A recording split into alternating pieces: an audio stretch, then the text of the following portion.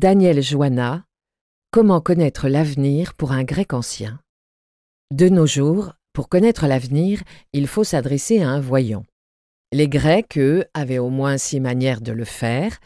Certains nous sont familiers, comme le recours aux devins ou aux oracles, mais d'autres ne manqueront pas de surprendre.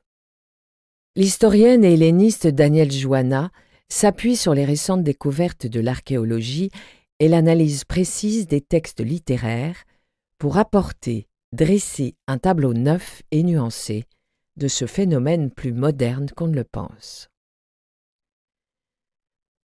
Les rêves prémonitoires envoyés par une puissance divine sont présents dans toutes les civilisations.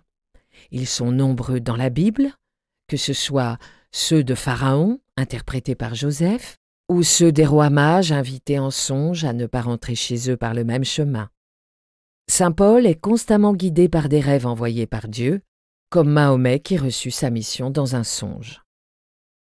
On les retrouve au Moyen Âge et jusqu'au XVIIIe siècle, où les Lumières ramènent le songe à un phénomène physique. L'Église elle-même voit alors dans les songes annonciateurs du futur une simple croyance populaire, voire une intervention du démon. Mais cette croyance populaire, justement, ne fléchit pas. Et les temps modernes, où pourtant les psys ont remplacé les anciens interprètes de rêves, montrent encore une tendance chez certains à préférer l'explication par le surnaturel.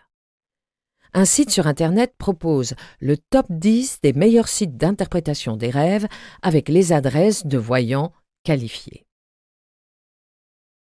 La foi dans le rôle prédictif des songes semble bien avoir été une constante de la mentalité des anciens Grecs qui ont toujours cru fermement aux avertissements, conseils, menaces ou mises en garde que des dieux plus ou moins bienveillants leur faisaient parvenir en rêve.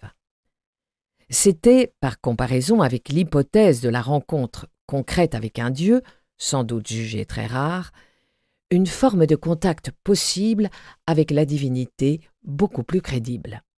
Et c'était de la même façon un moyen de connaître l'avenir totalement indépendant de la volonté humaine, dans la mesure où de tels songes étaient envoyés par les dieux selon leur propre initiative. La mention de rêves prémonitoires est fréquente dans les épopées homériques, et bien attestée aussi, de façon souvent fervente, parfois plus dubitative, dans la littérature postérieure, qu'il s'agisse de textes tragiques, historiques ou philosophiques.